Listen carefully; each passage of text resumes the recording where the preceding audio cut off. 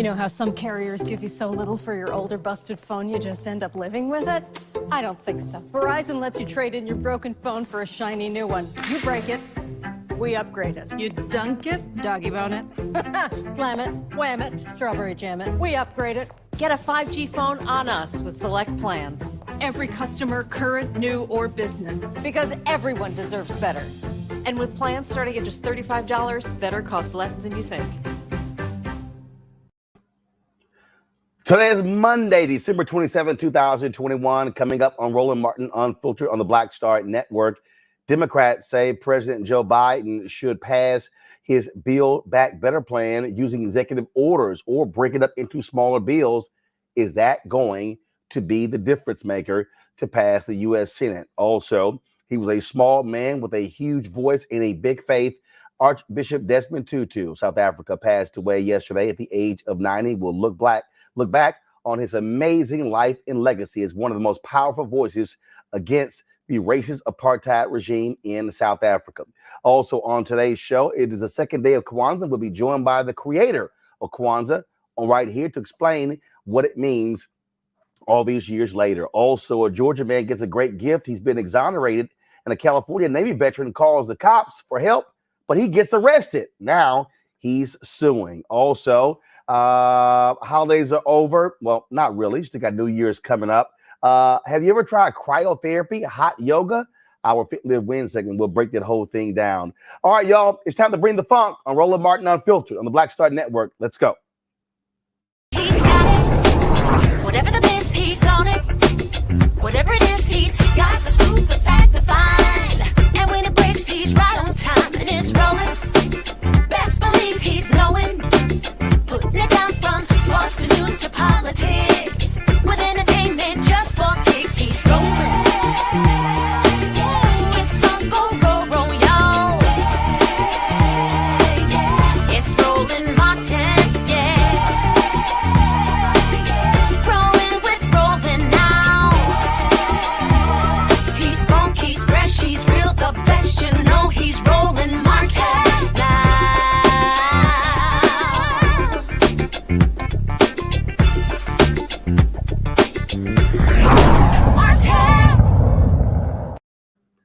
Instead of passing a massive bill called Build Back Better, some Democrats say maybe they should break the bills, break the massive package into smaller bills to get it through the United States Senate. Here's Maryland Senator Ben Cardin this weekend.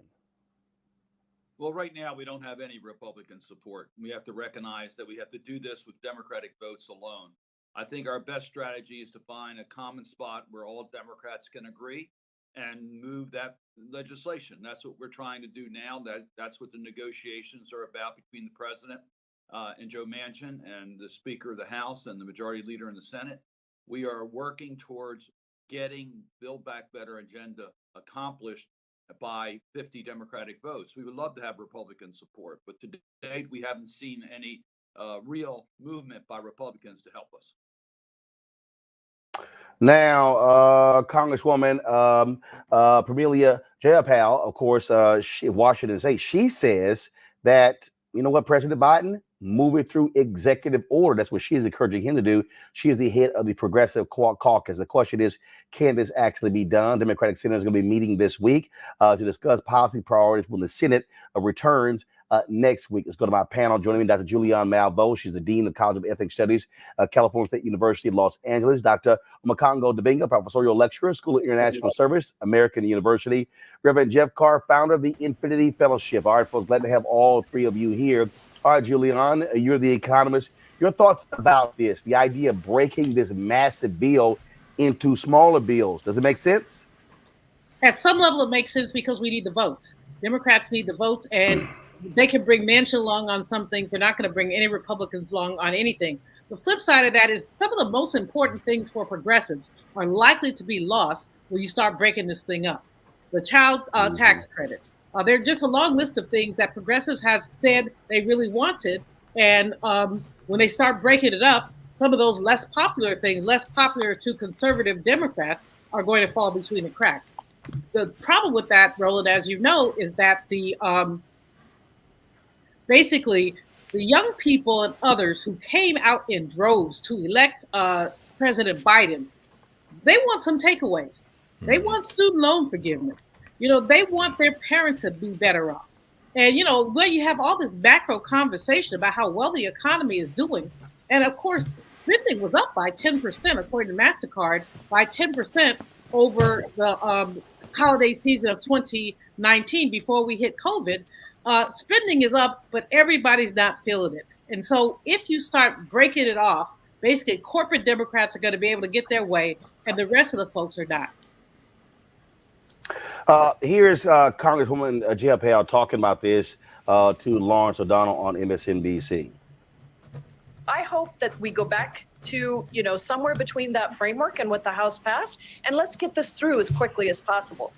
But Lawrence, I do have to say that I am an optimist, and I'm always happy to be the optimist in chief of the Rachel Maddow show or, you know, anywhere else. But I am also very realistic, and I do think that we also can't just hang our hat on the legislation passing because we thought we had an agreement. Now we don't. And what's to say whether we're going to get an agreement?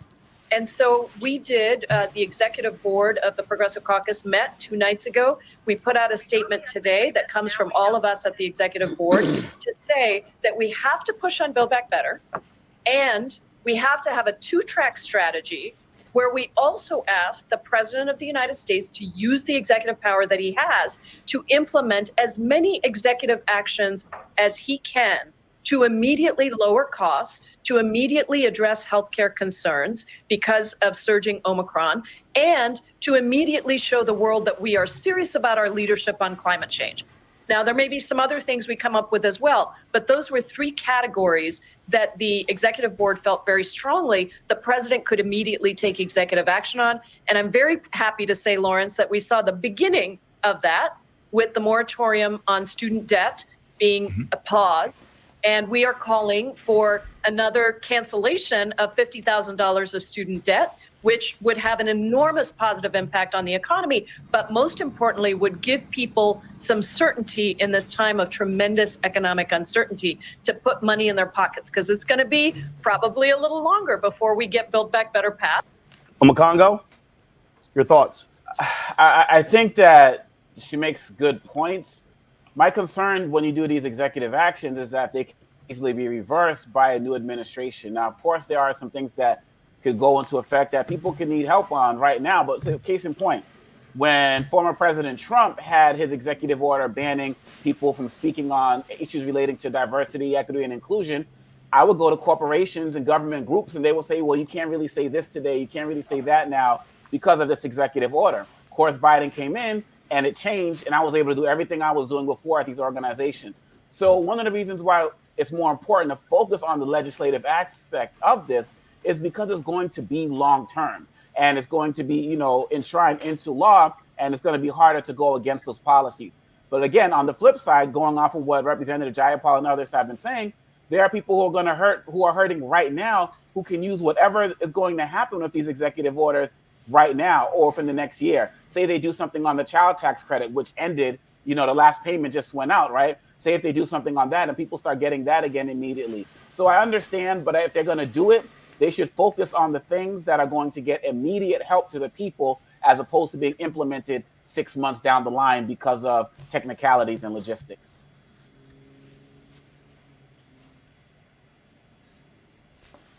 Jeff? Oh, gotcha, man. Can y'all hear me? Yes, go ahead. Good. Happy holidays. Good to be here with you all during this season and to see everybody healthy and glowing. When we talk about child rearing, I always think about things in two contexts. One is child rearing and one is the game of life. When I think about child rearing, there's a point where when you're teaching them how to use the potty, you have to look them square in the eye when they're playing and say, listen, it's time to do it or get off the pot. I think when we talk about America, many people who had high expectations for the Democratic Party being in power now, and for us seeing a new wave of compassion and a new wave of action, whether it was a COVID response or whether it was a new economic stimulus, now people are saying to Democrats, hey, it's time to do something or get off the pot. We have been waiting. We've been waiting for relief from student loans. And yes, we have a moratorium on student loan payback right now, but that expires in May. What happens after that? We haven't seen the promises come through with student loan forgiveness. We have not seen paid family leave. Every time we talk about Build Back Better, everything that seemed to be the most popular components has being hacked away little by little. When you're in the context of the game of life, I think about baseball as a metaphor. And anytime you're rooting for the home team, every batter that gets up wants to hit a home run immediately. Joe Biden wanted to hit a home run. And on several levels, in terms of taking action immediately in the first 100 days, he did. He got some home runs. He got some triples. But at this point, maybe it's time to just focus on getting a base hit. Sometimes you're going to get a walk, but if you don't get something to inspire the home team, you risk losing momentum. And in this case, what we're talking about is getting something done by any and all means necessary. If there are parts that you can get done with an executive order, so be it. If there's parts that you can parcel out into legislation, so be it. It looks like we're at a space of paralysis in terms of passing the entire package, and we run the risk of passing a package that has been so hacked out, so cannibalized that it's not even what everybody got excited about. So this is the crossroads. I say at this point, it's time to do whatever you can do in any context you can do it to get something done so that we can see some momentum toward everyone truly building back better.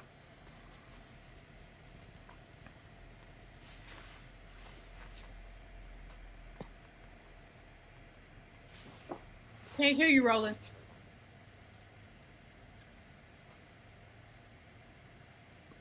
That's why one of the things that's important for us to continue to put the pressure on Senator Joe Manchin of West Virginia and doing what the Poor People's Campaign has been doing, and that is using folks from West Virginia to make the case. And here are some of the things that they have been saying and doing. You know, we're ready to move on from the coal industry. We only have about 10,000 miners. He's going to sacrifice 98% of us to keep the same, telling us, well, I can't change nothing. I've got to keep the status quo.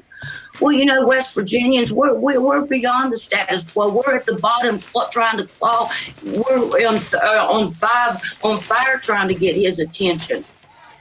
You should stand with the ordinary people of West Virginia and the country. West Virginians and the rest of the country deserve jobs that don't make us choose between employment and our health and our environment.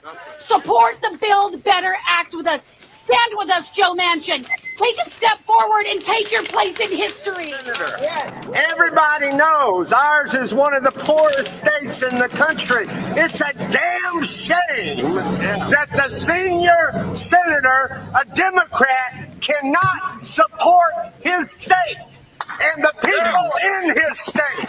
Nobody has more to gain in terms of good union, family sustaining jobs than West Virginia.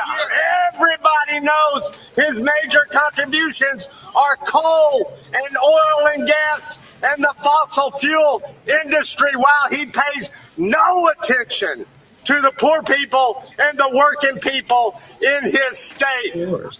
And I don't think America knows the impact this bill will have. If the children are cared for and the women and men who work can afford daycare, then America will get back to work, we'll begin to prosper, and we'll see things change. He says he ain't heard from us. Julian, you can't turn around that's in what is Washington important. without seeing a West Virginia. We're having rallies everywhere. It's not that we're not talking. It's he's not listening. Hello? Julian, go ahead. Oh, no, I think these people in West Virginia are saying the right things. I think it's really important to hear from them because Mr. Manchin behaves as if he has the support of his state, and at some level he does. But at some level you're hearing from people, and we have to give kudos to Reverend Barber, who has done the work. We're hearing from people who are saying coal is dying. There is not that much more coal left, and not many more coal miners left. As the sister just said a few minutes ago, you're going to sacrifice all of us, hundreds of thousands of us, because you have 2,000 coal miners left. I mean, this does not make economic sense. It does not make political sense. It makes predatory capitalist sense. And that's what Joe Manchin is all about. Well, that is certainly the case. And so we'll see what happens next. All right, folks, got to go to a break. We come back more Roland Martin Unfiltered on the Black Star Network, including a man who got exonerated as a result on the Christmas holidays, but also a Navy veteran out of California who is suing after he called the cops for help. He ends up getting arrested. Discuss that next on Roland Martin Unfiltered.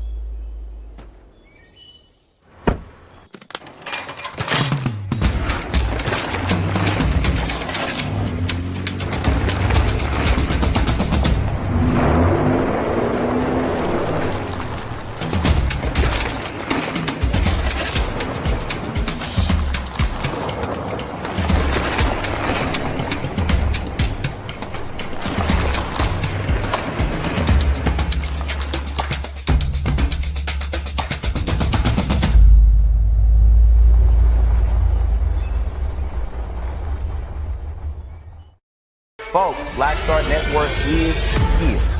Oh, no punching! I'm real revolutionary right now. Support this man, Black Media. He makes sure that our stories are told. I thank Thank you for being the voice of Black America, Roland. Stay black. I love y'all. All momentum we have now, we have to keep this going. The video looks phenomenal. See, there's a difference between Black Star Network and Black-owned media and something like CNN. You can't be Black-owned media and be scared. It's time to be smart. Bring your eyeballs home.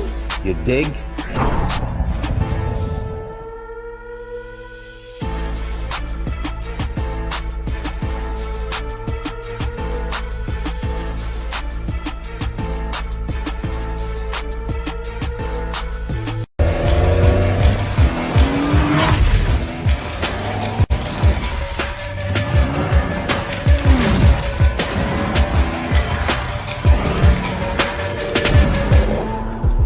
He want me to do something crazy, but I don't know what to do.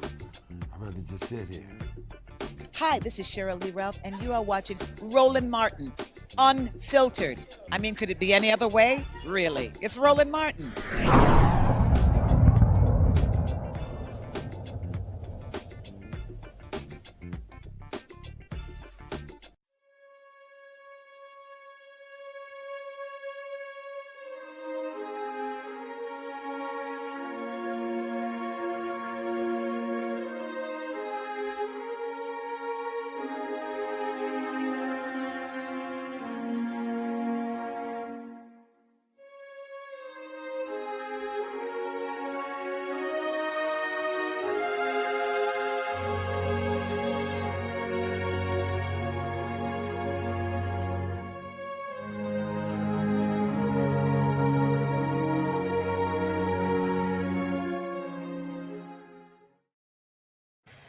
Folks, yesterday we got the sad news out of South Africa that Archbishop Desmond Tutu passed away at the age of 90 years old. He was one of the fiercest voices speaking out against apartheid over the last several decades. When you think about central figures of the 20th century, 21st century, you think of Nelson Mandela, but you also think of Winnie Mandela, and indeed Desmond Tutu, who won the Nobel Peace Prize. He was a small man who loved to laugh, but he was fierce when it came to preaching, and he was one of those voices again who spoke out against apartheid and who was known all around the world for being a fierce speaker. But he didn't just speak out against apartheid. After the African National Congress took over the country, he was just as critical of them for their management of the country. And he was very vocal against several ANC leaders, saying that their leadership was even worse than the apartheid regime because they were black. He was someone again who preached the word of God. The Anglican Church, they've been honoring him as well. There's going to be a week of mourning in South Africa as a result of his passing. Tributes have been pouring in since the news broke yesterday of his passing as well. Folks have been visiting his home, visiting with his family. The president of the country has done so as well. And again, he was, quite the voice. Even though he was up in age, he also appealed to young folks as well. This is him speaking just a few years ago to the One Young World Conference. Here's just some of what Bishop Desmond Tutu had to say. Here. Good evening. Oh, that's lousy. Hello. Well, despite all appearances to the contrary, I am old. A few years ago, they named a school after me in the Netherlands. That's not the important thing. The school was celebrating its 400th anniversary. And my wife and I went to this little village in Holland. And when we arrived, a little girl came up to me and said, "Were you here when the school started?" I thought I knew I was decrepit, but not quite quite that decrepit. Well, why have I come? I have come actually because it is a very great privilege for me. And the privilege is I want to salute you, for you are a fantastic bunch of human beings. I mean, you have amongst you people who are already leaders. The youngest racing pilot. You have a young man who is going to be the youngest to walk to the Arctic North Pole. Gee, it's cold here. I don't know what it would be like there. And then you gave a warm clap for someone who survived the Haiti disaster. You have some people here who are already investment bankers. Fantastic. And I come to salute you. I come because young people are such a fantastic group of people. You dream dreams. You dream dreams of a world that is without war. You dream dreams and you say, let us make poverty history. And I get very upset with you media. You know, I get very upset with you because you go around telling people what is only part of the truth. You say, just look at these young people who go off the rails. Of course, there are young people who do go off the rails. But it's amazing. It's amazing. You know, when I was growing up, the only drug they had around was marijuana. What about today? You young people are exposed to some of the most horrendous things. Cocaine, all of those rough stuff, man. Hey. And you are people who are exposed to some of the most awful, pressured advertising. They tell you, if you want to be cool, man, you got to buy this, you got to buy the other, you got to buy. And when I was growing up, we didn't have internet. And I'm told there are some extraordinary things you can see on the internet. Oi. I don't know. I haven't seen them. I have been told. And what happens? Young people like yourselves are exposed to all of these pressures. What ought to surprise us is not that some young people succumb and go off the rails. What should be surprising us, what should be making us say, yee, they really are fantastic, is that so many don't. What should be surprising us, what should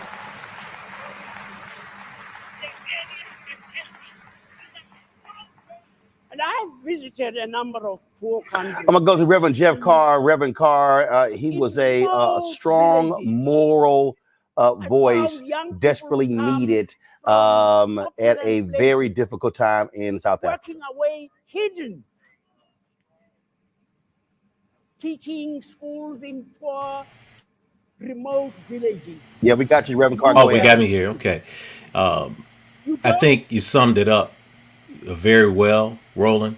When I think about Bishop Desmond Tutu, Archbishop Desmond Tutu, I think about the experiences that I had with him indirectly, having not ever met the man physically, but observing him as a mentor from afar, coming out of high school at the height of the apartheid, the anti-apartheid movement, going and traveling when Nelson Mandela got out of jail to Atlanta to hear him speak at a massive stadium at Georgia Tech in my early 20s when I'd just gotten out of school, following the work of this Nobel laureate, listening to his words, adapting and adopting some of his humor, seeing him as very much a template or a model for what we all strive to do, hopefully when we're in touch with our divine purpose. I think Vine Deloria Jr., one of the great First Nations activists, summed it up pretty clearly when he talked about the difference between spirituality and religion.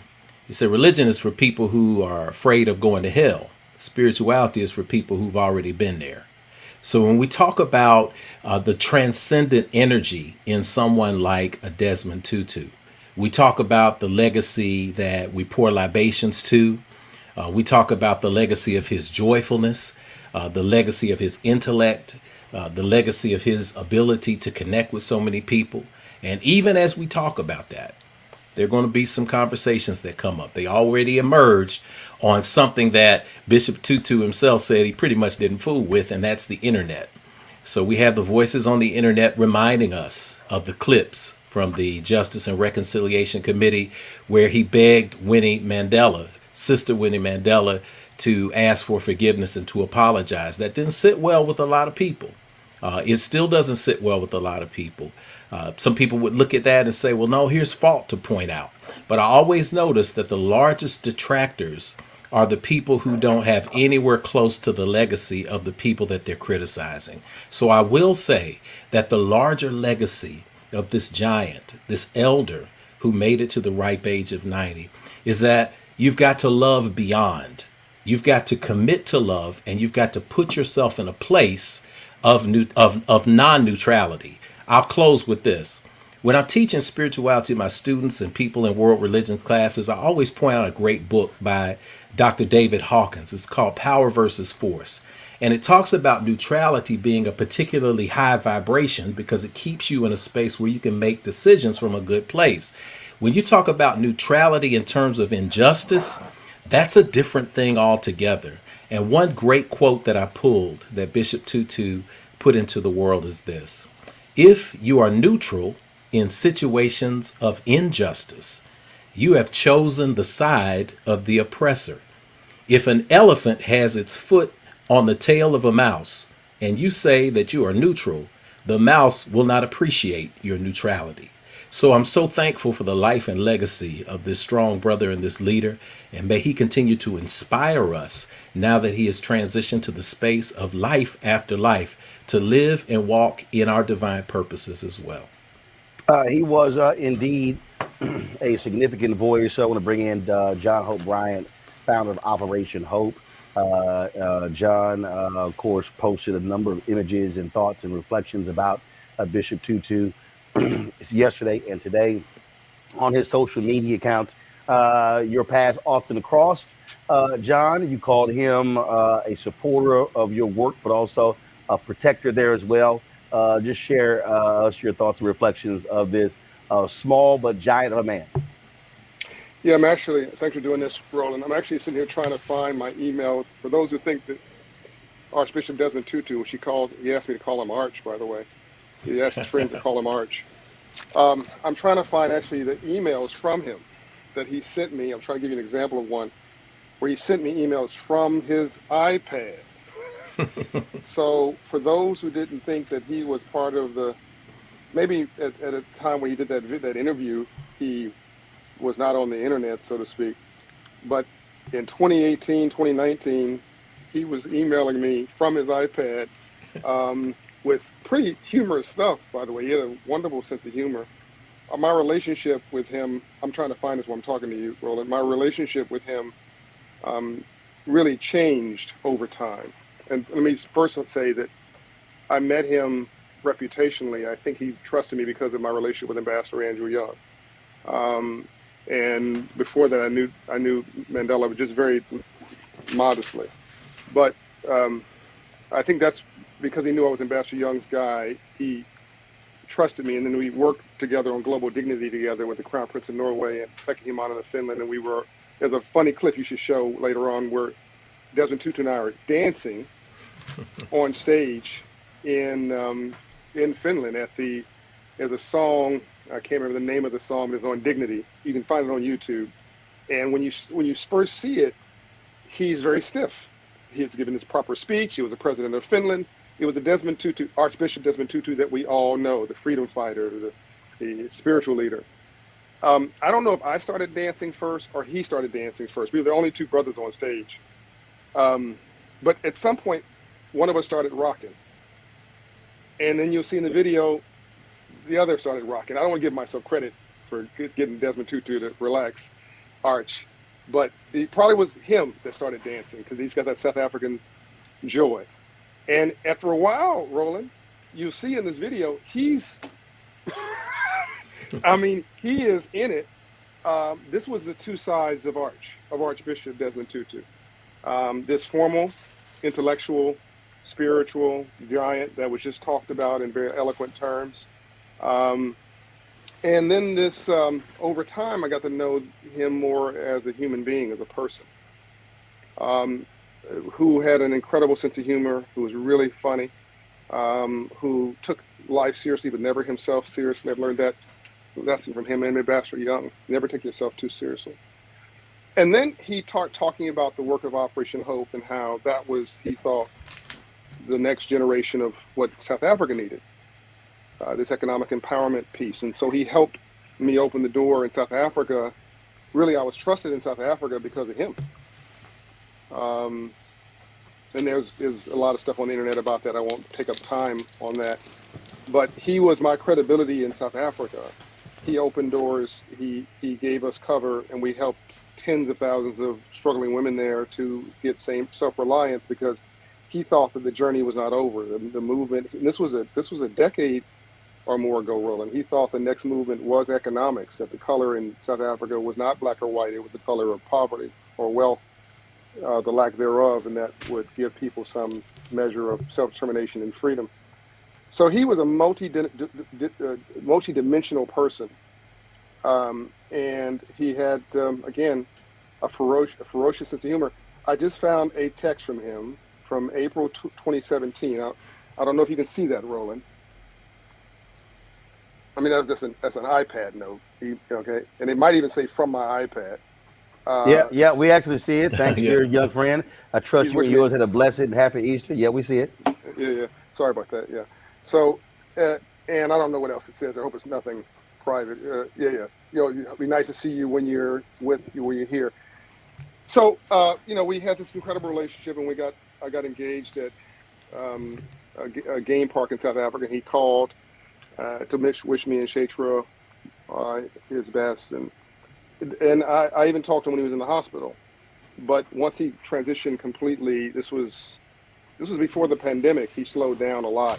Then his assistants did a lot of his work, but he still was engaged and he still responded, and he never gave up. He never gave in. He never stopped fighting for justice. He never stopped fighting for truth. One of the things that when you talk about the economic piece, that was something that, like I say, he was highly critical of the ANC after they took over. He said because Black South Africans needed an economic boost, and he felt that the corruption that was existing, that they were actually wasting what the people handed them by giving them power. And so he was not going to be shy about criticizing white leaders under apartheid or Black leaders in the ANC.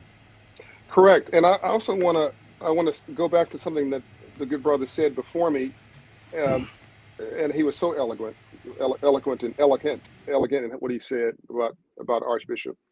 But there was a misunderstanding, I think, about the whole thing with Ms. Mandela, with Winnie. Let's keep in mind that Mr. Mandela divorced Winnie. We're not in their relationship. We don't know what happened, but he divorced Winnie. So don't think that there was not a backstory conversation going on about what people thought was the right way to approach justice. And there's different styles to do everything. You and I talk about the Martin Luther King style and the Malcolm X style all the time, and other styles of getting things done, the protest style from the partnership style. And I can see Archbishop Desmond Tutu saying, "I love you, Winnie, but this was wrong. I love you, Winnie, but we are winning the battles here, not winning the war. This is not the way. We don't do to others what they're doing to us." So I think that was a complicated set of relationships, and I think we should trust that Archbishop followed his heart, and as he always did, spoke truth to power, no matter what the repercussions, no matter what anybody thought about it. Even this economic thing you're talking about, I mean, he wasn't talking about economics from the comforts of another country. He was talking about the economic condition and the economic exploitation from South Africa, where he lived. And this was well after the apartheid movement had ended, or transitioned, I'm sorry. And he could have just chilled, as we would say. He wouldn't have it. And man, wouldn't it be beautiful to have people like that in power today who spoke truth to power. President Bill Clinton once said, Roland, it's hard to get somebody to agree to the truth when the lie is paying their paycheck. And the lie never paid Archbishop Desmond Tutu a dime.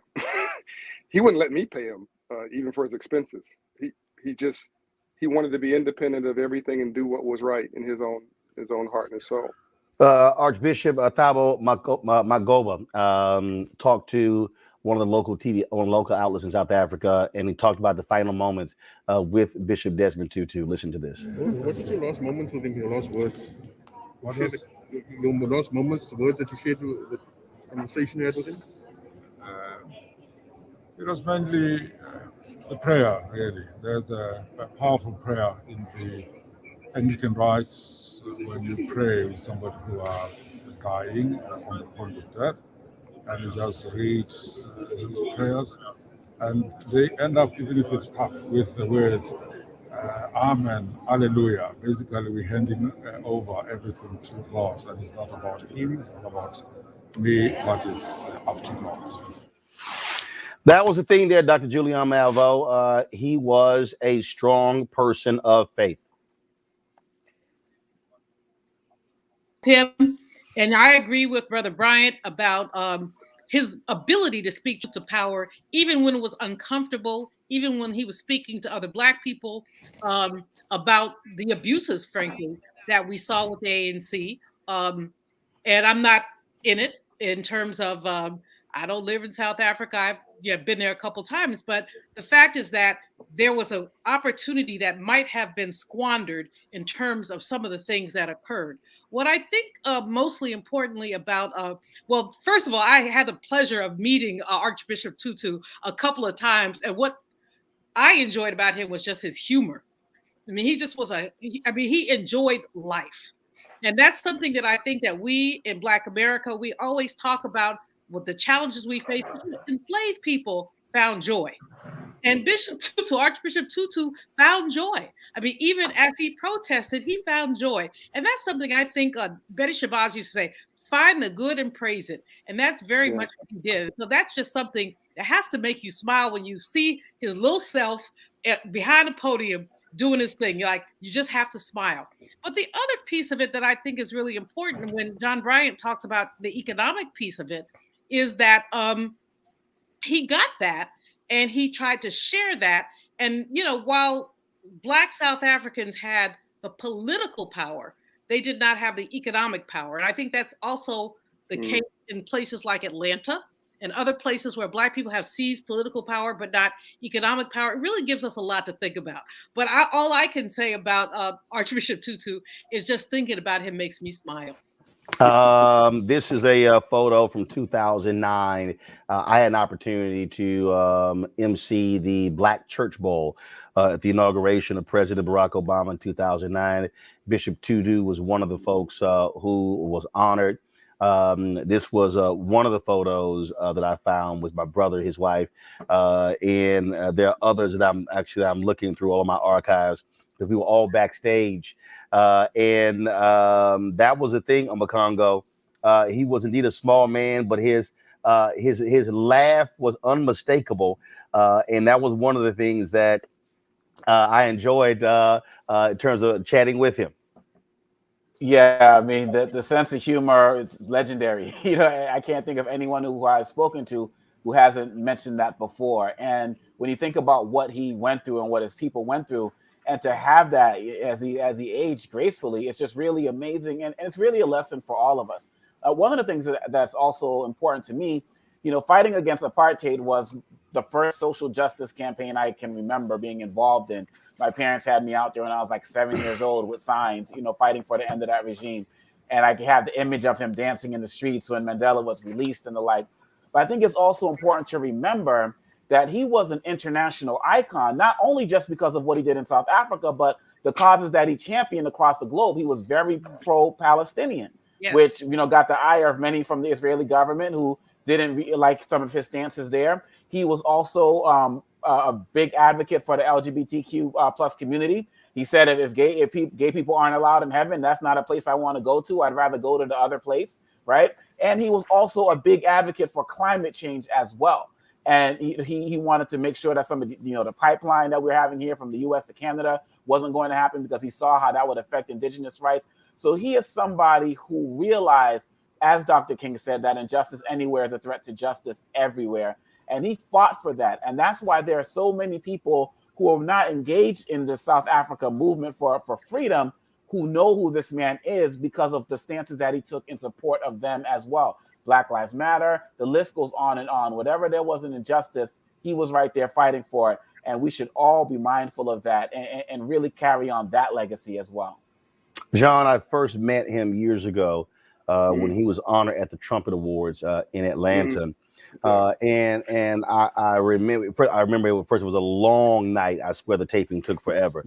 And one of the things that Tutu said there was he thanked Black America, and what he said to every African American who was sitting in that room, he said, "Y'all need to understand." He said, "When we were children, we would be in the trees and playing." And he said he remembered an image of a torn ebony magazine that was on the ground. And he said it was that image, seeing how African Americans were living, that inspired and gave them hope there in South Africa. Correct. And as usual, Roland, you are ahead of your time in the way you're framing and seeing things. By the way, I want to give respect to Dr. Malveaux, one of our few Black economists in this country who does an extraordinary job. I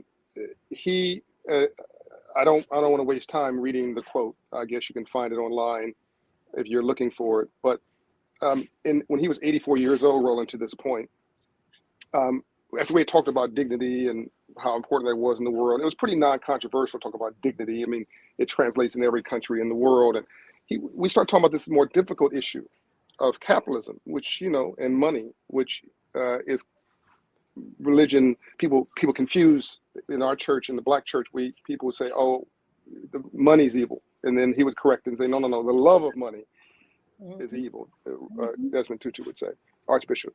And he wanted to bring this conversation that he thought had succeeded in pivoting Blacks in America into the next battle for freedom, the economic battle. I call it civil rights. He wanted to bring that conversation to South Africa. And so I wrote a book that needed credibility. It's called The Memo. And I went to Archbishop and I said, I know this is not your topic.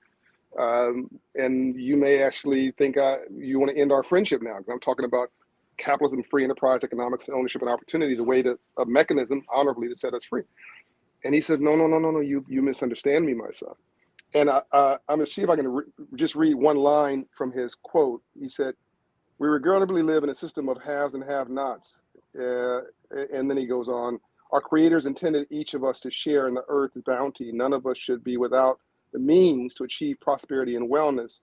And he goes on. But then, so I asked him to just confirm, because this came from his secretary, Roland, just confirm that this is what you want me to say. He said more than this. And he wrote this back. Thanks. Go with it. God bless you. Arch. Now this is Arch. This is May. Can you see that? May 2017. Am I doing that right? Yeah. May 2017. So that makes him what, 86 when he did that? Yep. Still, I mean, just banging on the walls of justice, banging on the door saying, "Let my people in." He's like, "Fine, that was great. We finished with apartheid. Great." The new problem in South Africa and Africa is poverty. Let's now deal with that. And he wanted to be an instigator for good, and that's why he gave me that quote, and that's why he pushed that and other things we were doing there, and not just me, a lot of other people. But yeah, he's ahead of his time. Truly an extraordinary figure. I'm going to close out our segment on Bishop Desmond Tutu before we go to break. This was the number of videos with him with the Dalai Lama. And first of all, I mean, if you want to see the two individuals loving on each other, laughing at each other. But to John's point, to Julian's point, here is Archbishop Desmond Tutu talk with the Dalai Lama about joy. So now here, you, Tutu, my friend. You see, you have, I think, great potential. Great potential, yes. I mean, great potential is to create more happier humanity. Yes. Mm. So even you see, just look, you see your face. I think many people, you're always laughing, always joyful. That itself, very positive message. Mm. So sometimes, if may I say so, you see, political leaders or spiritual leaders, very serious face. Then, as soon as saw you see that serious face, we feel little sort of, hesitant. hesitant. Oh, so see your face itself. You see something. It's a big nose. and sometimes you see your eyes. Oh, look, big round. Oh, that sometimes scares me. Yes. So I really appreciate you come and join our the work. He said something, John, in that interview that I thought was interesting. Again, it's an amazing interview.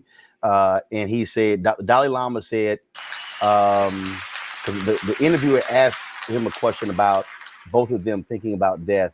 And the Dalai Lama said, I would hope that the last image I would have before I leave would be his face and that smile. Yeah, and by the way, Roland, go ahead. Yeah, no, go ahead. Now, I know you're wrapping up. I found him dancing. Do you have time for this? Yeah. I don't know if or do this. Yeah, or text me the link. I was looking forward to while you were talking. Yeah, I'll just text it to you. You can put it on your show later or whatever. Got it. If it is inspiring. These guys inspiring us even in physical death. He's been promoted. He's chilling in heaven, and we still dealing with taxes and politics. Well, Bishop Desmond Tutu was indeed an amazing man. We want to pay tribute to him for an extraordinary life, passed away at the age of 90 years old. John Hope Bryant, I appreciate it, man. Thanks for sharing your thoughts. Love and light. Folks, got to go to a break. We come back. We'll talk with the founder of Kwanzaa right here on Roland Martin Unfiltered on the Black Star Network.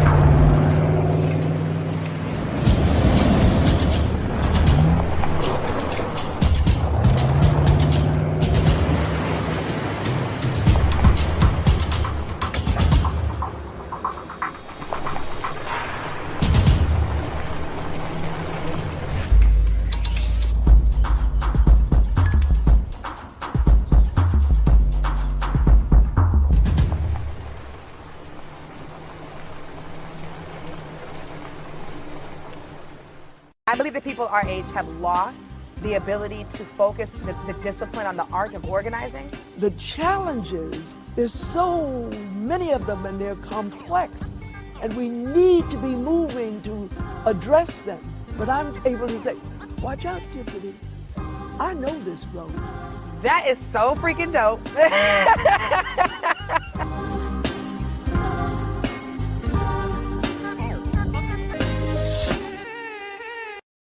Hi, I'm Israel Houghton. Apparently the other message I did was not fun enough. So this is fun. You are watching Roland Martin, my man, Unfiltered.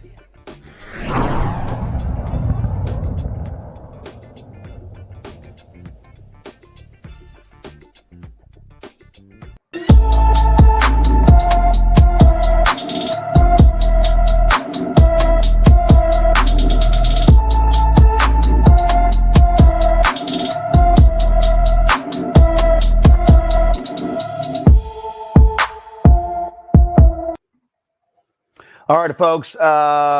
Here's this young man here is missing with our Black and Missing segment that we feature every day. 14-year-old Isaac Martis left his Roseville, Minnesota home for school on December 14th. He never arrived and has not been heard from since. Isaac is 5 feet 2 inches tall, weighs 110 pounds, with black hair and brown eyes. He was last seen wearing a puffy gray coat with a red hooded sweatshirt underneath, black sweatpants, a Minnesota Twins winter stocking cap, and a Minnesota Twins backpack. If you have any information on his whereabouts, please contact the Roseville, Minnesota Police Department at 651-767-0640, 651-767-0640. Folks, the CDC, they've now revised their rules and regulations regarding folks who are asymptomatic of COVID, moving it from 10 days to 5 days. We wanted to get an explanation of what this means. Joining us now, Dr. Justin Turner, CEO of Turner Care. Doc, glad to have you here.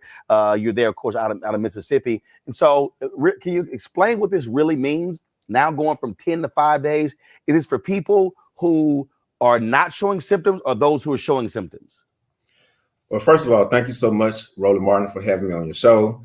Yes, this news has come out, and it's something that has been looked at and kind of investigated going on a couple of weeks now amid the surge of Omicron. And a lot of the evidence is basically suggesting that the Omicron variant is not as severe compared to the Delta strain. And it also appears to be less likely to cause hospitalizations, less likely to cause deaths. So it looks like most people who are spreading COVID spread it within the first 5 days. So a lot of the guidelines are centered around if someone has COVID now, and we already see that the predominant strain, it appears to be Omicron. You know, we saw it, overseas, and now we're seeing it in the United States. So very soon, Omicron is going to be the majority of the cases. So with that being said, if someone has COVID, the prior guidelines used to be isolating and quarantining for 10 full days. But now, if someone is asymptomatic, that quarantine time can be reduced to 5 days.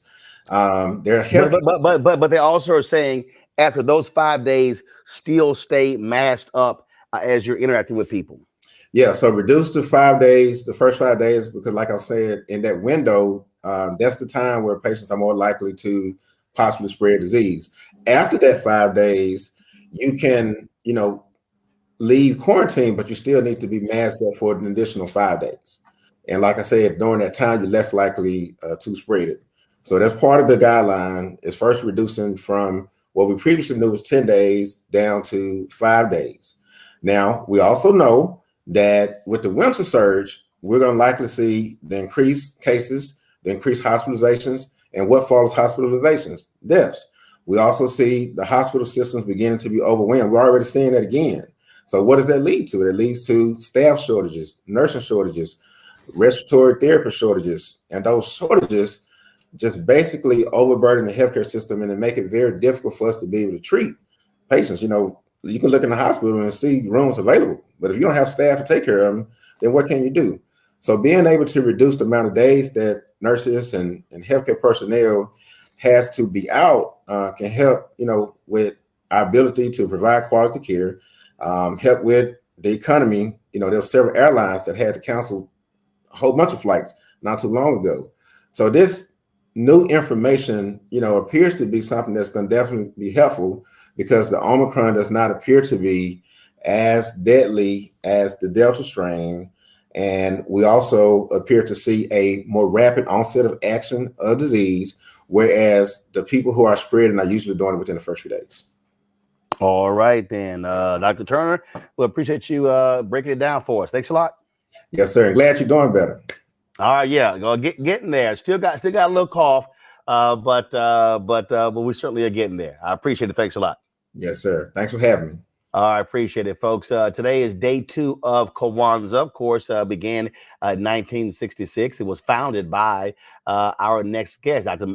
Melinda Karinga, who joins us right now. Always glad to chat with you, Doc. How you doing? Yes, and my first name Maulana. Dr. Maulana. My bad. That's okay. I'm good. It's good to see you again, and thanks for the invitation. It's always good to see and listen to you. Thanks for the good work you do. I mean, speaking truth, not just to power, but speaking truth to the people. I think that's priority. Well, that's the only way we roll. That's how we do it every single day. And so this is a 7-day celebration, which begins the day after Christmas, December 26th. I always get a kick out of folk who whine and complain, who say, this is a made up holiday. All holidays are made up. So I always get a kick out of that one. I'm sure that one also gets you to laughing and chuckling as well.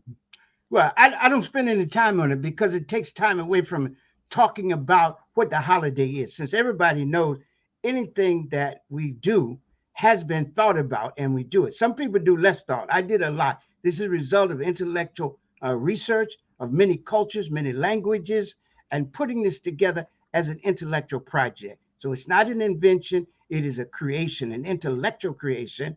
And people have to get used to that. A lot of times people don't see Black people as creating, right? There's the intellectual creation. And we just have to deal with that. But I don't like to spend a lot of time with that, Roland. I'd like to talk about the philosophy behind Kwanzaa, which is Kawaida, about what it means, the theme for this year, which has to do with practicing Kwanzaa and the 7 principles, ensuring the well-being of the world. What a beautiful topic to talk about in this day when there's so much trouble, COVID pandemic, the attacks on democracy and our voting rights, right? War and conflict everywhere, failing economies, right? Massive immigration and population displacement. Those are things that we have to deal with, and we can't deal with frivolities, right? Some things aren't even worth responding to. So I would just like to stop right here and see if we could go forward. And if you have that's why I said that's why I laugh at them. You talk about the amount of research that was put into it. How long was this process that you went through? When did it start before it eventually becomes Kwanzaa in 1966? Well, I started studying African cultures in college, right? Especially in community college. Then I went to UCLA and I met a lot of continental Africans, and I did self study of Swahili. I chose Swahili because it was Pan-African. It's the most widely spread African language. I don't claim any ethnic group. I don't do no genealogy. I claim the whole of Africa as my heritage and all Africans as part of our extended family. So I did this research over a long period of time during college. And then when I got out of the university, I studied even more.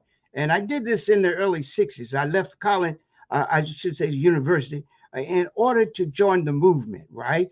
And when I left the university, I'm confronted with Dr. Bethune's question. She said, knowledge is a prime need of the hour, but people want to know what will you do with your knowledge? And she said, it's up to us who know to discover the dawn and then share it with the masses of our people and our youth who need it most. And so I was trying to create an institution that would last, that would aid the struggle. So Kwanzaa became first an act of freedom. Then it became an instrument of freedom, and finally a celebration of freedom. It's an act of freedom in that we, as a matter of self-determination, developed it. And we didn't ask permission. We didn't seek approval from city government or state government or federal government. We declared it and then practiced it and took it around the world so that now it is celebrated by millions throughout the world African community. So it's an act of freedom. And it's an act of freedom breaking away from the culture dominance of the Europeans, right? And speaking our own special culture truth, making our own unique contribution to how we understand the world and to how we imagine a new future for ourselves and humanity. And it's an instrument of freedom because it raises consciousness. It was constructed so we would engage. One of the main reasons I created Kwanzaa, so we would have a time when more than any other time we would talk about being African in the world. And what does it mean? What is our responsibility being Africans, fathers and mothers of human civilization and humanity, sons and daughters of the Holocaust of enslavement, authors and heirs of the reaffirmation of our Africanness and our social justice tradition and tradition of struggle in the 60s. What does that mean? What responsibility does it impose on us? And again, this Kwanzaa create this context for talking about Africa, the moral idea of Africa, right? The social responsibility of being African in the world. And finally, of course, is a celebration of freedom, a celebration of us being free from, restrictive ideas that come from Europe. The catechism of impossibility. We broke through all that and began to speak our own special culture truth. How did you settle on the 7 principles? How did we do it? How did you settle on the 7 principles? Oh, well, I studied African cultures and I asked myself, what is the social glue and cement that holds these cultures together, which gives them the humanitarian character, right? And that gives them a vitality. And I settled on the idea that it was their communitarian values, right? And then I chose 7 because 7 has a spiritual and ethical dimension in African culture, right? And it's also manageable in terms of learning, right? And so those were the things I saw, Umoja, unity, Kujichagulia, self-determination, Ujima, collective work and responsibility, Ujamaa, cooperative economics, Nia, purpose, Kuumba, creativity, and Imani, faith. All of those seem to me to represent values we need to ground ourselves, orient ourselves, and use as they are being used to direct our lives toward good and expansive ends. And I'm just very pleased with how Black people have embraced this and how it is, as I said, become a world holiday celebrated on every continent in the world throughout the world African community. Are you surprised when you see members of Congress posting Kwanzaa messages? Now you're seeing major corporations doing commercials as well, touting Kwanzaa? Not really, because I believe that if Black people embrace and speak their own special culture truth and reaffirm their equality, reaffirm the fact that there's no people superior to us, no people more chosen, no people more holy, no people more sacred and worthy of life and a good life than us.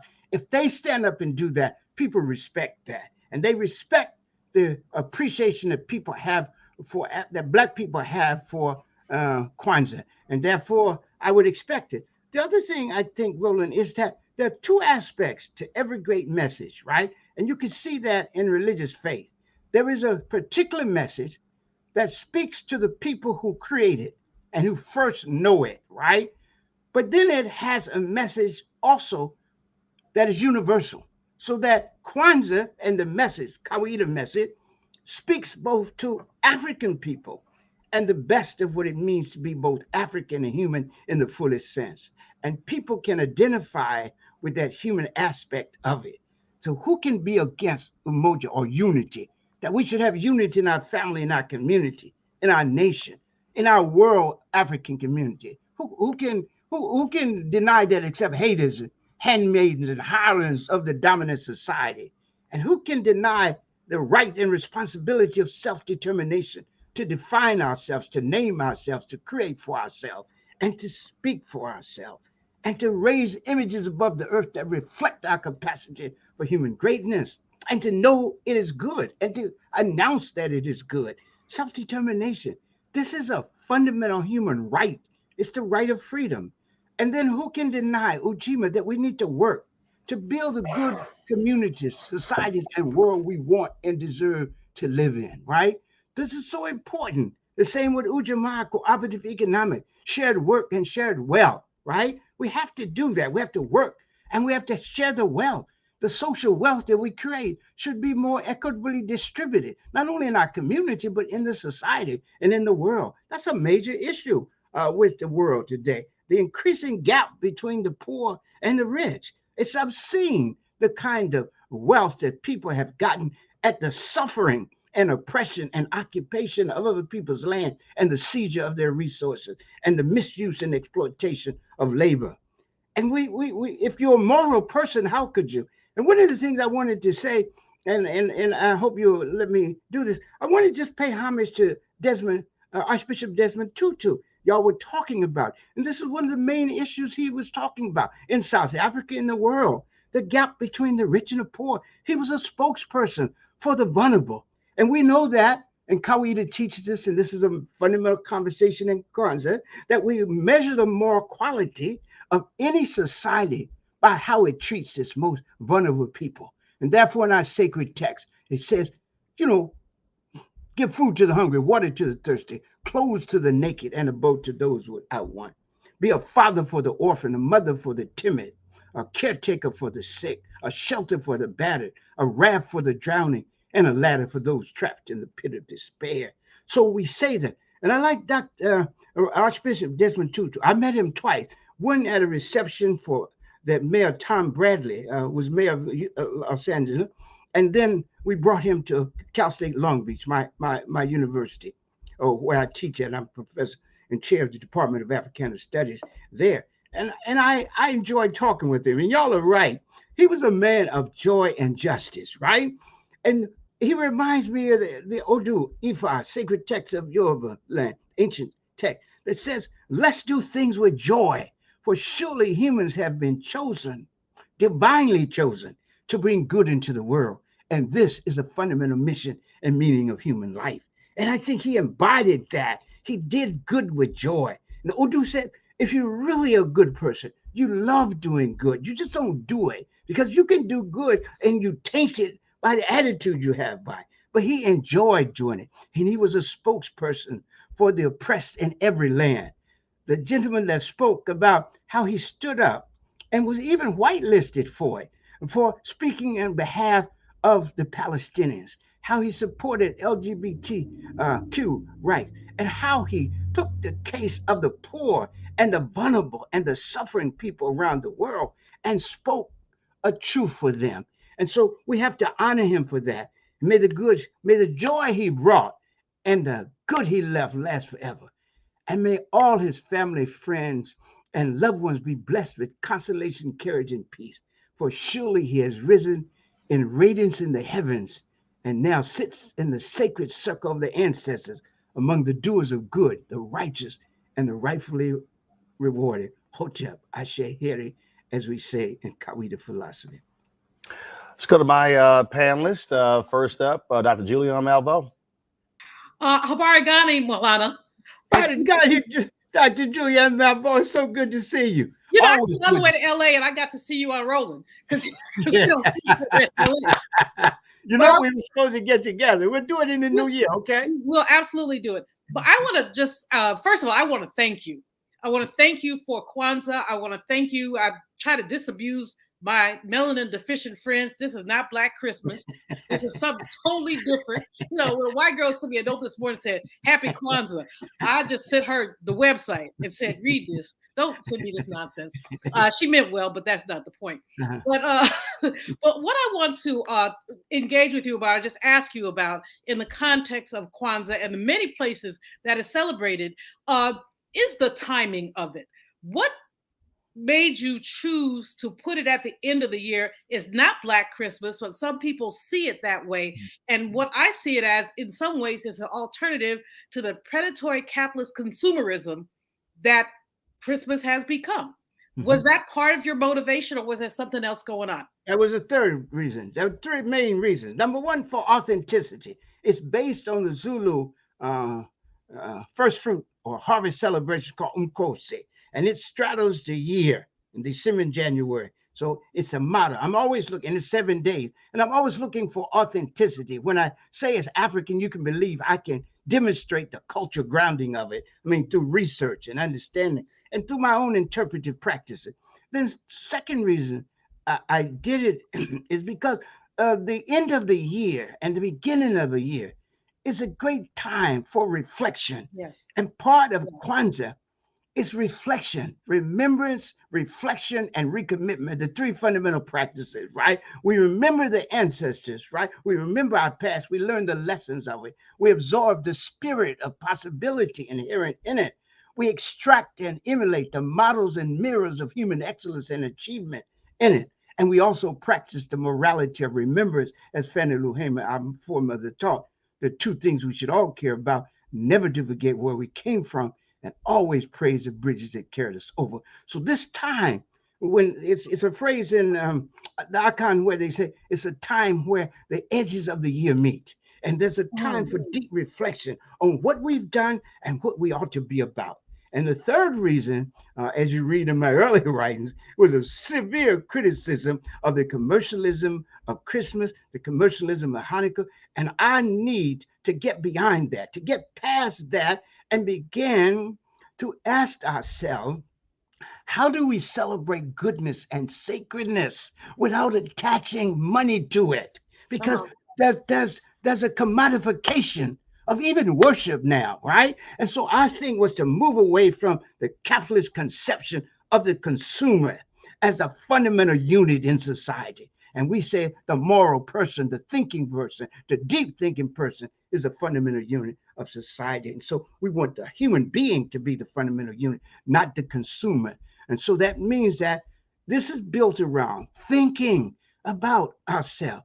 I say this is our duty, to know our past and honor it, to engage our present and improve it, and to imagine a whole new future and to forge it in the most ethical, effective, and expansive ways. Reverend Jeff Carr. First of all, thank you, Dr. Karinga. It's an honor to be on with you and to have this conversation and just to be able to bounce some things off you. I think we often don't meditate on just how fortunate we are when we have elders like you around who are still able to share. We often think about, what would Dr. King do? What would Malcolm say? What would Ida B. Wells think about the media and how it's evolved? But we're blessed to have the actual founder of the holiday here. So with the digital space, we can be very, very clear. So I wanted to ask you, in your wisdom and experience around building Kwanzaa and knowing where it started a year before I was born to right now where it is, you've been able to observe this progress from an idea, a vision that you birthed into the world. That can be really difficult because you're still suffering through the critiques that everybody who has not birthed things into the world are hurling. But what I want to ask is this. Here in Nashville, Tennessee, I drive by the bridge, and some people who celebrate Kwanzaa have convinced the mayor to light up the bridge in red, black, and green. They've been doing that the last 3 years. They've convinced people to put displays of Kwanzaa on the public square.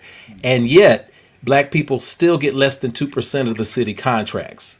We still don't fill the power positions in the city, but there's an outward celebration that is becoming more mainstream. How do we, as people who support birthing new things in the world, how do we maintain the legacy to make sure that people absorb the principles, practice them all year, and use that as an inspirational space to prevent the commodification of the holiday? Thank you so much, Reverend. I appreciate that question. And if I understand it correctly, it seems to me that in the final analysis, all of it starts with each of us. And what we need to do is, first of all, learn the beauty, the integrity, expansive meaning of Kwanzaa and maintain that in the way we approach it. We have to learn what it is. Sometimes Black people think because they be Black, they know Black. They confuse sometimes. they confuse ontology and epistemology, because, yes, sir.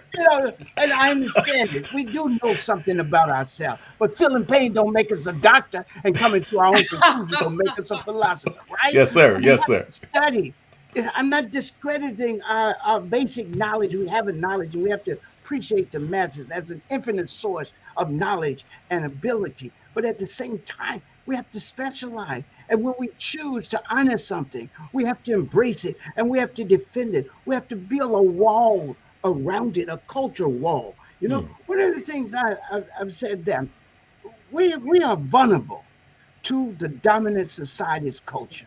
It's a consumerist culture. It's a capitalist culture. It's a racist culture. And what we've become, and Du Bois wrote an article right after the March on Washington, one I share, and I always talk about it. He said, I'm afraid that in our efforts to integrate and just be a part of American society, that in our haste, we'll forget that we have our own special gifts.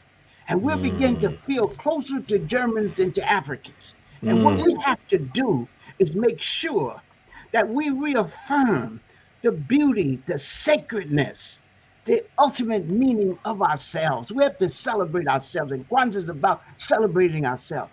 But it means the more you know about yourself, the more you can celebrate yourself. And the more you understand yourself, the better you can assert yourself. Self-understanding and self-assertion are dialectically and inseparably linked. The greater the understanding you have of yourself, the greater the ability to assert yourself in dignity-affirming, life-enhancing, and world-preserving ways. But the less understanding you have of yourself, the less you can assert yourself in those ways. So I want people that know to share their knowledge and to begin to teach. And one of the things I had to dismiss a lot of white interviews because they want to talk to me about basic data. That's what my assistants do. They talk data. I want to talk to philosophy, but they don't want to talk philosophy. They want to talk about what somebody said about the holiday, about me, about my mama. I don't deal with all that. I mean, hey, you know what I mean? I'm not going to deal with that. So I told them, no, I'm not. If you want to talk to philosophy, you talk to them. So that's what we need, Reverend. More than anything else, we need to stop talking the pathology of the haters, the handmaids and hirelings of the dominant society, and begin to say what we believe. What do we think? We know what they think. The question is, what do we think? And this last point, here's what I say to our people. We have to face it. When we say African American, remember this. We are American by habit and African by choice. And we have to choose to be African every day. We get up in the morning, we don't even have to think to be American. We don't have to think to have a consumerist mind, to have a vulgarly individualistic mind. It's cultivated every day in the media, in whatever in our educational process. But we have to choose to do good in the world. We have to choose to see ourselves not only as human beings, but as world beings in the African sense. In Swahili, you have two words for the human being: Watu, which is people, and then Walimwengu, which is world being. Watu is human being, and Walimwengu is world being. So if you teach that, those philosophies, which I say African philosophies, you teach Kwanzaa, what it means, how to practice, how to light the candle. Why do we choose black, red, and green? Black for the people. Why do we light the candle first? There's a whole philosophy in there. We light the black candle first because it shows and stresses the priority of the people. Why do we have it red? The red is for struggle. The green is for future. So we light the candle first to say, without the people, nothing. Second, without struggle, there's no future. So we light first the black candle, right? In honor of our people, right? And then we light the red candle to show our commitment to struggle, to bring good into the world. And then we light the green candle to show the promise and future that emerges from, as Mary McClever, our ceaseless striving and struggling. Congo. It is truly an honor to be able to speak with you tonight and get all of this knowledge. I've been celebrating Kwanzaa since for my entire life, and it's all I know in terms of this time of year. And you know, I know my dad is looking down right now, just proud of what you have done for all of us. The question I have is this: I was speaking to a white woman about what Kwanzaa is and breaking it down, and she started studying it, and she said, how could anybody be against the principles and the idea of what Kwanzaa is and really started considering also celebrating it. I was wondering if this is something that you have seen from people of other cultures. We talked about, corporate and politicians, putting out Kwanzaa greetings and the like, but have you seen people of other cultures actually looking to embrace this in some way, shape, or form? Because even though the roots of it are African, the ideals are so universal? Okay. Appreciate what you said, man. Thank you so much for that. The reality is this. Kwanzaa is essentially a celebration of Black people. A lot of times people ask, can other people celebrate it? But they're not asking other people. They don't mean do the Native Americans, can they celebrate? Nor the Latinos, nor the Asians. They ask about white people, right? That's the standard, right? But the question has to be rephrased. The question is not, can white people celebrate Kwanzaa? The question is, can they celebrate Black people? Because Kwanzaa is a celebration of Black people. Can they celebrate the beauty and sacredness, the excellence and achievement, right? The awesome march we made through human history. Can they celebrate that, right? If they can celebrate that without trying to insinuate themselves and make them the subject of every sentence, right?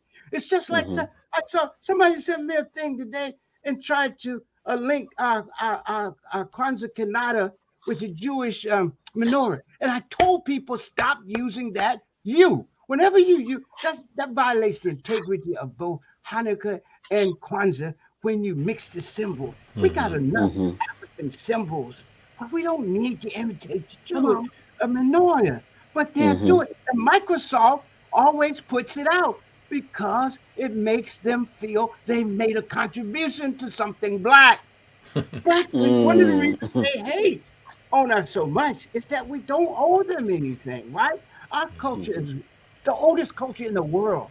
It is rich. I don't know how other people see it, but I see Africa as a moral idea. And that's what my intellectual work, that's what my PhD in both the first PhD and the second one is dealing with understanding Africa as a moral idea. And when I talk about it, I don't want to talk about modern Africa. I'm talking about the best values. I mean the moral standard by which we understand what it is to be human and how do we rightfully relate to the rest of the world and see ourselves embedded in the world rather than in hostile relationship with it. So those things, to me, I look to Africa from. Now, white people can always come to a public ceremony. Nobody's going to say, get out of here. At least I wouldn't. I mean, but sometimes when they come, Black people get up and want to give them a seat. Are you going to let them say anything? Why? I mean, would I go to a Jewish celebration of Hanukkah, tell the rabbi, sit down, give me the yarmulke, and let me conduct this service? Or let me participate? Or would I go and I say, let me listen and learn what y'all doing? Come on, Milana. Why don't people ask, can people absorb the Jewish thing? Or the Cinco de Mayo. If I go to Cinco de Mayo to celebrate with the Mexicans, I don't try to take over their thing, right? And I just want us to see this. We don't need to feel guilty for having something that celebrates us. Yes, sir. The white man has. It's like I told the president at our school and the dean. Y'all got a whole curriculum. Of course, it's not really a curriculum. It's a self-congratulatory narrative posing as a curriculum. But all your classes are all white people except ethnic studies. Why would y'all begrudge us? This is 1460. We got past AB 1460, which makes it mandatory, legally mandatory, that everybody, 500,000 people every year from the CSU system have to take an ethnic studies class. And Dr. Shirley Weber should be really praised for that. And of course, we were instrumental in the struggle, first beginning the struggle at Cal State Long Beach. So I think it's very important for us to always respect other people, but insist that they respect us and that they don't need to be included in supervisory or even leadership roles in our own practice. Just learn from us. Can you just listen to us? So this is the last point I wanted to make. I tell my colleagues, Whenever y'all talk Greek philosophy or anything, you know I'm going to bring up ancient Egyptian, African American, African philosophy. I don't come to the table culturally naked and in need. I come fully clothed in my own culture, right? And I'm going to speak our own special culture and make our own unique contribution to whatever subject is being discussed and engaged. So that's how I see it. There's a particular message, that's us. There's a universal message, they can embrace that. But they should not mix that with the particular meaning it has for us. Asante Sana, Bwana. All right. Indeed. Dr. Karinga, always glad to see you looking good, looking clean. Appreciate you dropping the knowledge. Thank you. Asante to you. Take care. Can I just end with this? Yeah, go ahead. To all of us listening, Heri za Kwanzaa, happy Kwanzaa. And remember this, as I said earlier, this is our duty to know our past and honor it, to engage our present and improve it, and to imagine a whole new future, to forge it in the most ethical, effective, and expansive way. And this too, continue the struggle, keep the faith, hold the line, love and respect our people and each other, practice the Nguzo Saba, the 7 principles, seek and speak truth, do and demand justice, be constantly concerned with the well-being of the world and all in it, and dare help rebuild the overarching movement that prefigures and makes possible the good world we all want and deserve to live in and leave as a legacy worthy of the name and history of Africa. Happy Kwanzaa, Heri za Kwanzaa. And we're going to do all of that. Doctor, appreciate it. Thanks a lot. Take care. Thank you. Take care. Folks, got to go to a break. We come back. Got some news also. We'll talk about Fit, Live, Win. We'll leave you, though, with the 2009 ceremony of Bishop Desmond Tutu being awarded the Presidential Medal of Freedom by President Barack Obama. You're watching Roland Martin Unfiltered right here on the Black Star Network. Hello. Hey, hey. I'm here. Okay, let me open the door. With unflagging devotion to justice, indomitable optimism, and an unmistakable sense of humor, Archbishop Emeritus Desmond Tutu has stirred the world's conscience for decades. As a man of the cloth, he has drawn the respect and admiration of a diverse congregation. He helped lead South Africa through a turning point in modern history, and with an unshakable humility and firm commitment to our common humanity, he helped heal wounds and lay the foundation for a new nation. Desmond Tutu continues to give voice to the voiceless and bring hope to those who thirst for freedom.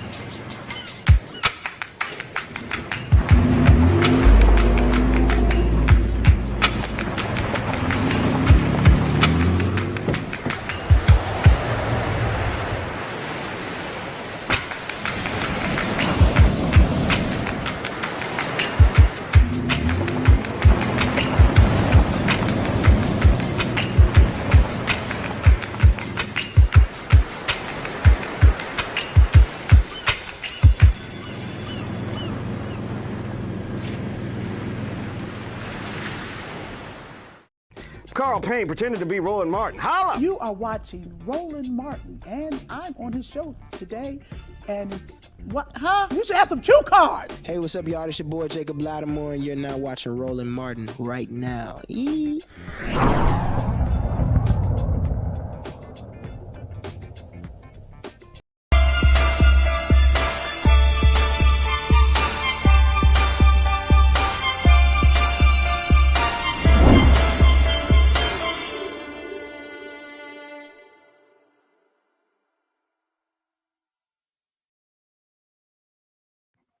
All right, folks, time for Fit, Live, Win. And what is Bikram yoga? You know, we hear a lot about those things. We hear a lot about yoga, all that good stuff. So what exactly is Bikram yoga?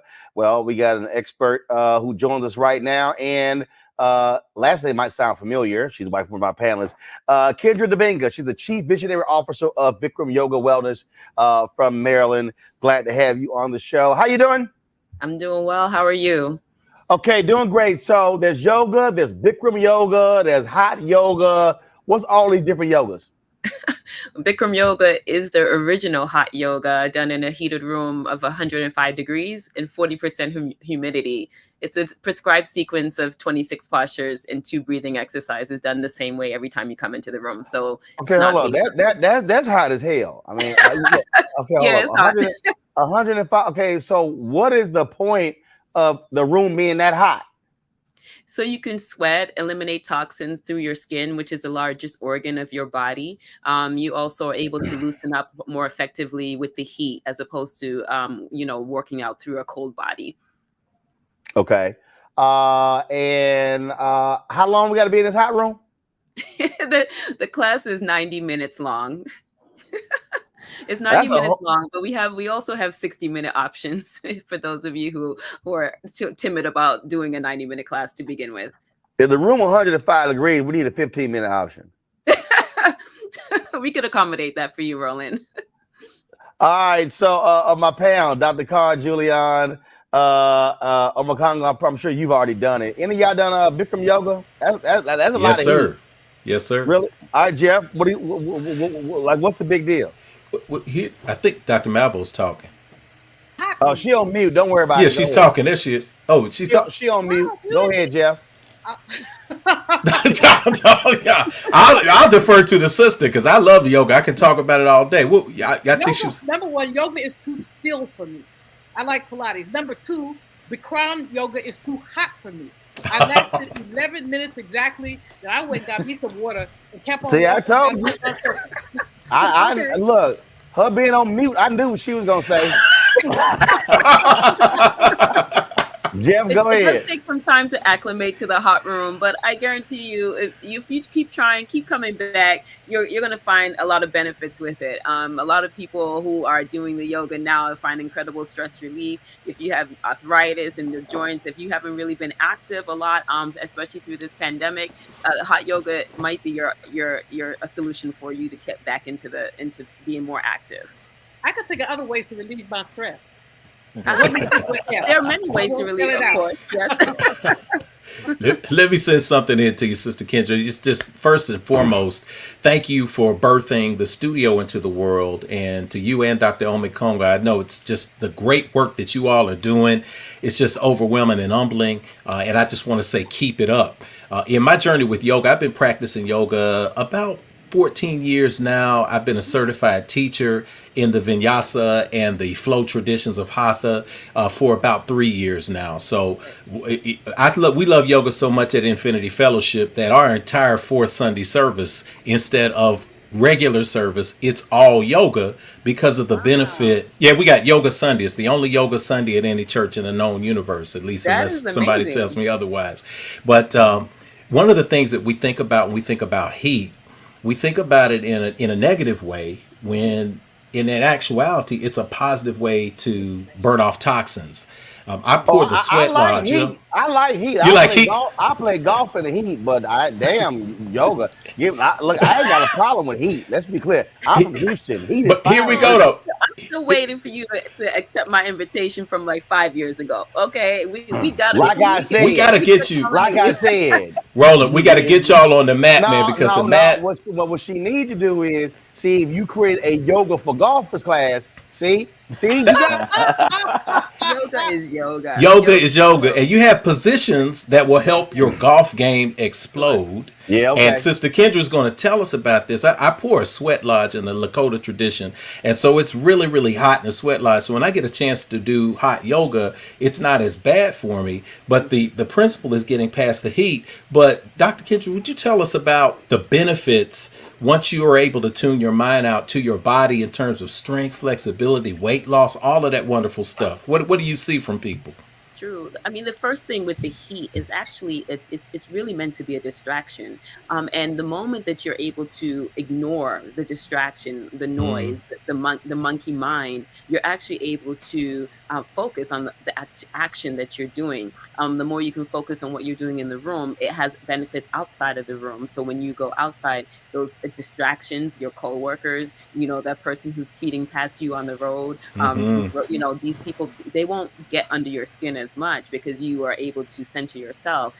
So what we realize when people come into the room, they're like, oh, I got to drink water. I got to do this. I got to, but these things are all distractions. And when you think about our daily life, everyone is distracted, right? And so we would all benefit actually from stilling the mind and being able to focus. I think this is what we're finding even with the children, right? They're not focused. They're all over the place. And so how do you actually succeed in life if you can't focus on a task? How do you actually accomplish your goals if you can't focus? So I think beyond just the physical benefits, of course, people will lose weight. People come in and do a 30-day challenge. We have our 30-day challenge starting on January 1st. They'll come in and do a 30-day challenge, lose massive amounts of weight. But beyond that, what they're doing is creating a routine around health, around a healthy behavior, around activity, which is something that we're seeing, especially through this pandemic. More and more people are sitting. More and more people have tight hamstrings because their glutes are underactive, and that comes from just sitting for long periods of time. And so the goal for us is to create a culture around movement, around health-seeking behavior, and we see that the more people start to tune into themselves, that they actually are more conscious decision makers around other areas of their life. Excellent. Now, Congo, we know you ain't got no choice but to go. Actually, before he even responds, he had a choice. A yoga teacher told me if he doesn't do the yoga, that I'll go this way and he'll go that way. And then guess what? He was in that yoga class the next week, and he does it even more than me now. He actually is in class more than I am every week. That's crazy. How about it? You ain't lying. That's crazy. That's real talk. It's addictive. It's addictive once you get into it. It's not only that, but I love the fact that it dispels, as a guy, a lot of guys feel like it's not for men or so on and so forth. And, I dispelled that by just taking one or two classes. And also we see that Joe Johnson just returned to the NBA at age 40, and he credits hot yoga for his success to be able to still play at this high level. So the question I have for you, Kendra, is can you talk about community? Because one of the things that you really orchestrated during the pandemic under your leadership is that you really extended the online platform. So people all around the world now are taking Classifus. Can you speak to what that has meant for them, especially in the pandemic where so many people have been isolated? Yeah, as a matter of fact, when we, right at the beginning of the pandemic, if you also remember, was also the George Floyd protests. And so we actually launched this campaign, I Come to Breathe, and had all these ambassadors from all over the world join us and invite their people onto their platform as well to take class with us. We are seeing that people are joining because they find a community there, and not only a community of just, fitness-minded people, but a community of people who look like them. And so when we think of the online platform for fitness, you don't often see Black and brown faces. And so what we have been trying to do also is amplify Black and brown faces in this wellness space. And so we are seeing more and more younger people, older people of all ages and ranges are coming into the classroom and joining us. And it's a beautiful thing. I think the people, when we ask people what they like the most about Bikram Yoga Works and Drip Studios, is that they find community there. They are coming in. We do like a waffle pop-up bar on Sundays, and people come and they sit. And that's a beautiful thing, especially given this pandemic where we have had to be a little bit more separated. We've had to kind of rush people out the door, to see that now people are actually able to sit. And even before classes, people are talking to each other online and in the studio. And it's a beautiful synergy that we are seeing happening. More and more people are actually focusing on their health. More and more people actually have the time now to focus on their health. They're not rushing through rush hour traffic to get here, there, and everywhere. As you noted, Roland, the class itself is 90 minutes. if you can take away an hour of commute time to do that, then it's more feasible. So people can now join us from home to do the class, whereas they would have to take 30 minutes to come, 30 minutes to get back home. So it's really created a whole new world. This opened up a whole new world for us in terms of reaching people across the world, across the country, with fitness and wellness offerings. And so we're excited about the future because this hybrid model allows us to reach more and more people, especially those who don't find that they have community where they go. And I remember when I first started my yoga journey, I was often the only Black face in the room. When we took over the studio in Boston, we had a studio in Boston, Massachusetts. Every time, even as the owner, I was the only Black person in the room. And I was often, being looked at, like I was the oddball, even as the owner. And so it was to me, I think this is such an important thing for us to be able to contribute in this space, because we are taking care of our health, but it's not often highlighted, it's not often seen. So our goal is to make sure that we are seen. And we have Pilates too, Dr. Malvo. Hey, all right, come Well, on. maybe I'll come by to do the Pilates, but it seems to me like y'all are practicing going to hell. Well, I'm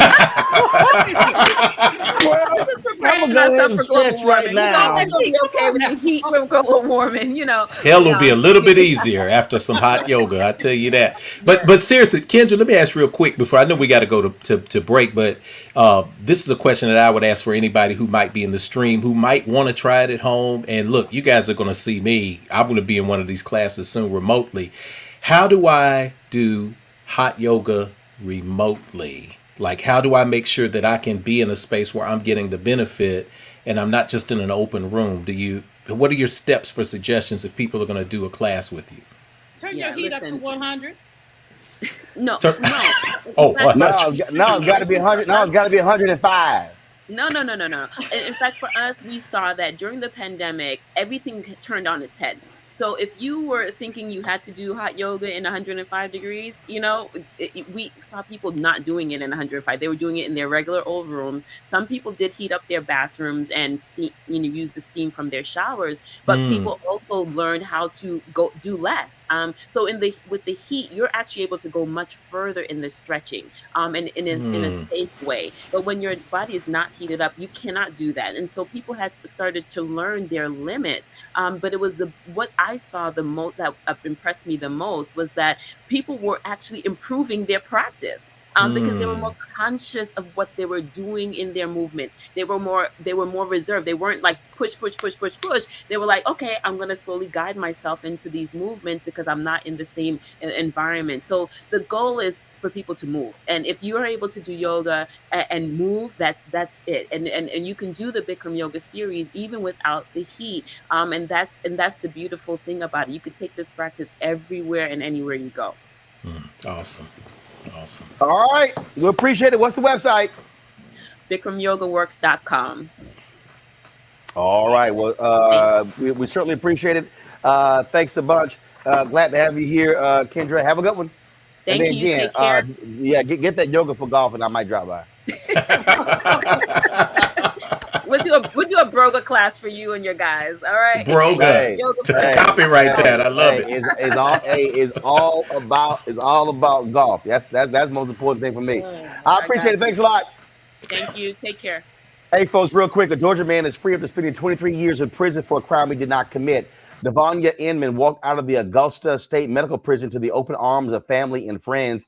In 1998, he received a lifetime sentence without the possibility of parole for the murder of Donna Brown, who was a manager at a Taco Bell. Well, years after his conviction, the Georgia Innocence Project found evidence linked to another man who later pleaded guilty to 2 other murders. And so I'm sure his family is pleased and he is home. And also in California, a San Diego man called the police after he was attacked by a stranger last year. But instead of seeking the attacker, the cops arrested him. Now he is fighting back. Stephen Keith, a 32-year-old Black U.S. Navy veteran who was on crutches at the time, described the police use of force in a claim he filed in San Diego on October 11th. He says responding officers tackled him, knocking out some of his teeth. He's seeking more than $25,000 in damages for his injuries, pain and suffering, legal costs and lost wages, and unspecified punitive damages. I say go after more than that $25,000. All right, folks, that is it for us. We are out of time. I appreciate all of you being here. Jeff, Julian, Makongo, thank you so very much. And also all the folks who have been watching. We're going to close the show out. This was the White House interview that Bishop Desmond Tutu did after he received the 2009 Presidential Medal of Freedom. And I think this is a good way for us to close out the show. Folks, thanks a bunch. And again, prayers go out to his family. A week of mourning in South Africa for Archbishop Desmond Tutu, who passed away yesterday at the age of 90. Folks, thanks a bunch. Being a catalyst, being there with other people, changing a situation of injustice to its opposite, changing oppression, and hoping you can usher in freedom and democracy. But the most important part of it is remembering that you are just one part. You may be a part that inspires others, but you know that it is because you're part of a team. Any instance of people not being given the opportunity of realizing their full potential is one that riles me. I don't know whether you know the prophet Jeremiah at one point has said to God, I don't want to be a prophet, and God persuades him and he becomes a prophet. And get quite annoyed with God because he has constantly got to be condemning people he loves. And he says, but if I keep quiet, your word is like a fire in my breast. And one does have that same kind of thing where you really do wish you could keep quiet.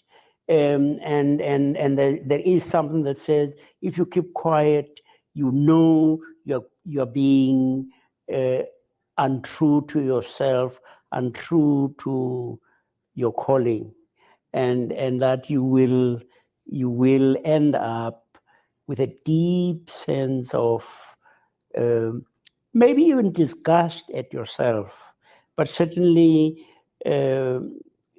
dissatisfaction. The thing that I know about myself is that I do like the limelight. I do love to be loved. I mean, nothing riles me more than to be unpopular. Now, in a way, that can get into the way of your doing things when it's not clear whether you are saying or doing something so that the spotlight turns on you, or you are saying it really because you want to change the circumstance. In the Bible, there's a piece where the Apostle Paul says he's got a thorn in the flesh and has asked God, please remove it. And several times God has said no, and God says,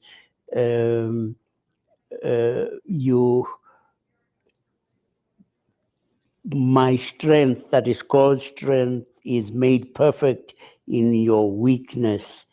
And I think the weakness is that thorn in the flesh that keeps reminding you, don't be too hoity-toity.